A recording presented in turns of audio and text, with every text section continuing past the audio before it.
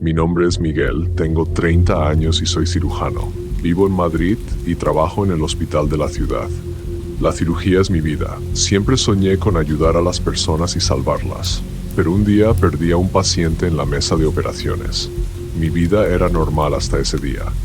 Vivía solo, trabajaba 12 horas al día y me reunía con amigos los fines de semana. A veces iba al gimnasio para aliviar el estrés. En general, mi vida era predecible y tranquila. Pero todo cambió después de esa operación.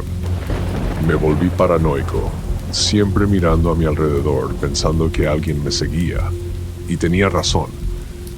Pablo era mi paciente en urgencias, un joven que había tenido un accidente de coche. Hice todo lo posible por salvarlo, pero las complicaciones fueron demasiado graves. Fue mi mayor fracaso profesional, no pude superarlo. Cada noche veo su rostro y escucho sus gritos. Han pasado varios meses desde entonces y mi vida parecía volver a la normalidad.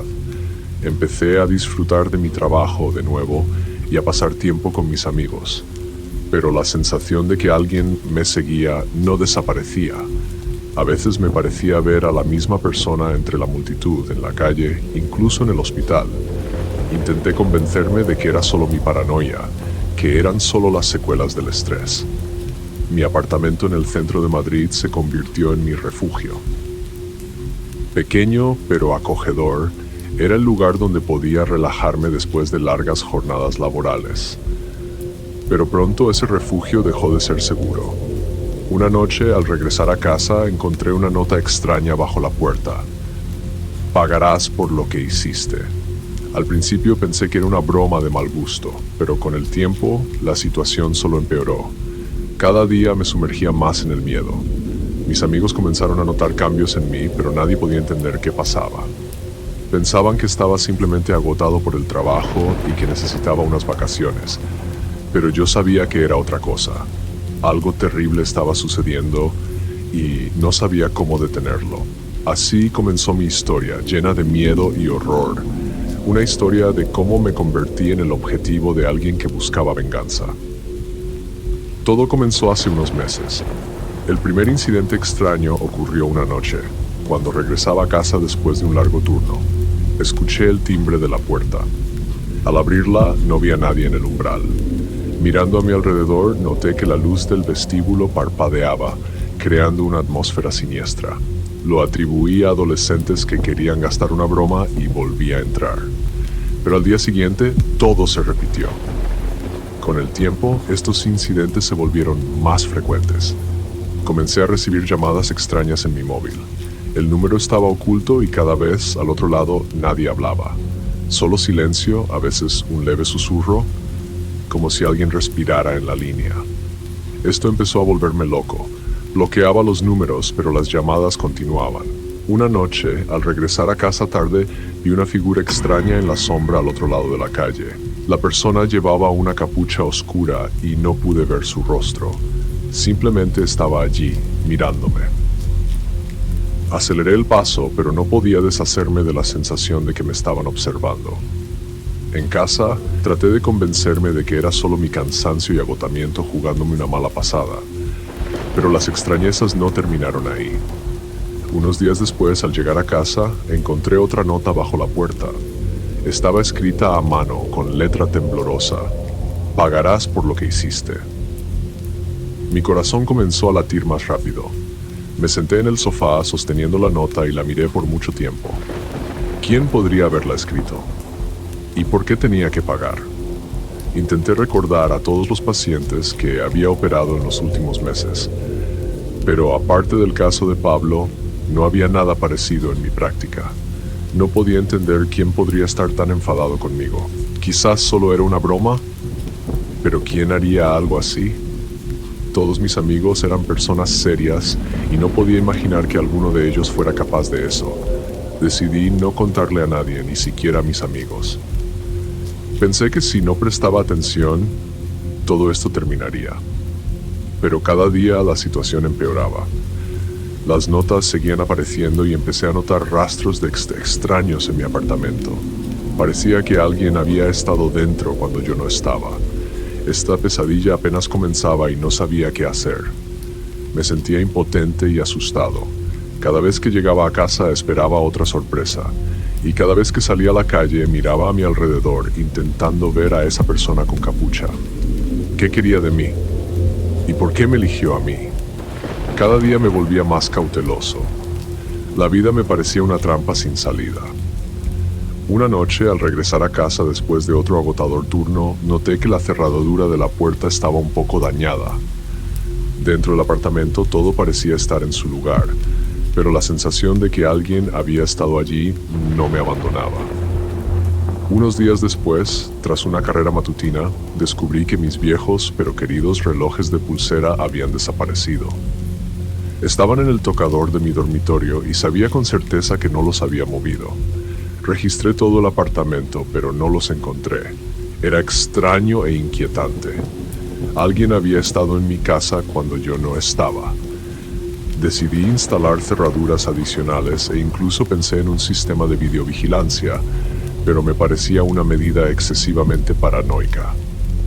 Una mañana, al salir para ir a trabajar, noté que en el parabrisas de mi coche había otra nota pegada: "No te esconderás de tu destino". En ese momento, comprendí que la situación se estaba volviendo seria. El miedo comenzó a invadir mi vida cotidiana. Intenté hablar de esto con mis colegas, pero solo se rieron. "Miguel, trabajas demasiado, necesitas descansar", decían. Nadie tomaba en serio mis preocupaciones. Mis amigos también pensaban que estaba exagerando. A sus ojos solo era un médico cansado que necesitaba dormir más. Una noche, sentado en mi apartamento, escuché un golpe en la puerta. Lentamente me acerqué y miré por la mirilla. Solo vi un pasillo vacío. Al abrir la puerta, encontré otra nota en el suelo. Mi paciencia se agotó. Marqué el número de la policía y les conté lo sucedido. El oficial que llegó escuchó atentamente, pero su mirada decía que pensaba que solo eran bromas de gamberros. Intenté convencerlo de la seriedad de la situación. Mostré las notas y hablé de los robos, pero parecía que nada podía convencerlo de que realmente estaba en peligro. Prometió aumentar la vigilancia en la zona y se fue, dejándome solo con mis miedos. Los siguientes días pasaron relativamente tranquilos. Empecé a pensar que tal vez todo realmente se había calmado, pero solo fue una calma temporal. Una noche, al volver a casa después de un largo día de trabajo, noté una sombra en la entrada del edificio. Era esa persona con la capucha. Estaba allí, mirándome directamente. Sentí un escalofrío recorrer mi espalda. En pánico, corrí hacia mi apartamento y cerré la puerta con todos los cerrojos. Me senté en el sofá, tratando de comprender lo que estaba pasando. ¿Quién era esa persona? ¿Qué quería de mí? No tenía respuestas, solo miedo y confusión. Pasó una semana desde que vi a la persona con la capucha en la entrada del edificio. Intenté actuar con normalidad, pero el miedo no me abandonaba. Cada vez que salía del apartamento miraba a mi alrededor con atención, pero cada vez sentía su presencia. Parecía que me seguía a todas partes. Una noche, sentado en un café cerca del hospital, me pareció verlo de nuevo. Un hombre estaba sentado en una mesa junto a la ventana. Parecía que me vigilaba.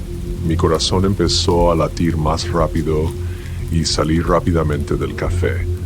En la calle me di la vuelta y noté que también se levantaba y se dirigía hacia mí.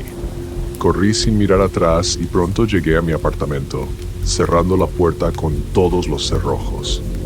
Al día siguiente intenté pedir ayuda a mi amigo Carlos, que trabajaba en la policía. Me escuchó con atención, pero en su rostro se veía duda.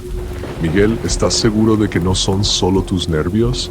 Tal vez deberías tomarte unas vacaciones y descansar», me preguntó. Intenté explicarle que no eran solo nervios, que realmente me estaban siguiendo, pero solo asintió y prometió vigilarme. Mientras tanto, las cosas extrañas continuaban. Una noche, al volver a casa, encontré la puerta de mi apartamento entreabierta. Dentro, todo parecía en su lugar. Faltaban algunas cosas personales, una foto con amigos, un libro viejo que me gustaba. Esto ya era demasiado. Decidí instalar cámaras de vigilancia en el apartamento. La instalación del sistema de videovigilancia tomó varios días, pero me dio al menos una ilusión de seguridad. Sin embargo, cuando revisé las grabaciones del primer día, me invadió el horror. En la cámara se veía a la persona con la capucha entrando en mi apartamento por la noche, cuando yo estaba en casa. Revisaba meticulosamente cada habitación sin tocar nada valioso. En un momento se detuvo frente a la cámara y miró directamente a ella. Luego se acercó lentamente y la cubrió con la mano. Ese video fue la gota que colmó el vaso. Fui de nuevo a la policía, le mostré la grabación a Carlos y exigí acciones inmediatas. Comenzaron una investigación, pero eso no me tranquilizaba. El perseguidor sabía dónde vivía y podía entrar en mi casa en cualquier momento. La situación se agravó aún más cuando empecé a recibir amenazas directas. En el coche, en las ventanas del apartamento, incluso en el hospital, las notas con amenazas estaban por todas partes. Una noche, al volver a casa, noté que en la cerradura de mi puerta había una llave. Era mi llave, que había desaparecido unos días antes. Estaba rota y no encajaba en la cerradura. Ya no podía dormir tranquilo. Cada sombra, cada sonido en la noche me hacía estremecer. No sabía a quién recurrir en busca de ayuda. La policía hacía todo lo posible, pero no podían protegerme las 24 horas del día. Mis amigos tampoco podían entender el horror en el que vivía. Estaba solo en esta pesadilla y sentía que no había salida. En el trabajo, las cosas también iban mal. Por el estrés constante, me volví menos concentrado y cometía errores. Los colegas empezaron a notar que algo andaba mal conmigo y trataban de ayudarme, pero no podía contarles toda la verdad. Temía que no me creyeran o que pensaran que me estaba volviendo loco.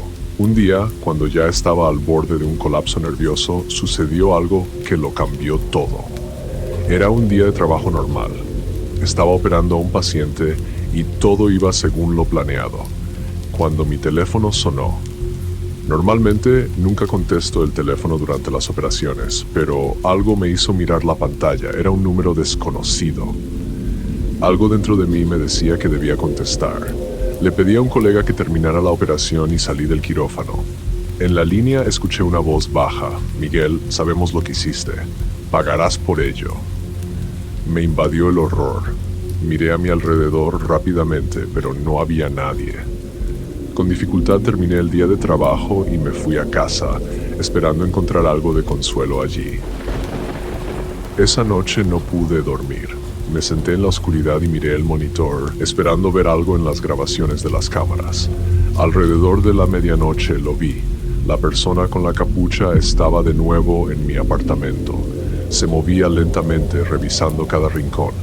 De repente se detuvo frente a la cámara y se quitó la capucha. Era el padre de Pablo, mi expaciente. Miró directamente a la cámara y luego susurró: «Deberías haberlo salvado». Mi mente no podía procesar lo que veía. Estaba en shock. ¿Por qué pensaba que era mi culpa? ¿Qué podría haber hecho yo para salvar a su hijo? La operación fue complicada y las posibilidades de éxito eran mínimas, pero para él eso no importaba. Me culpaba y quería venganza. Al día siguiente fui a ver a Carlos y le mostré la grabación.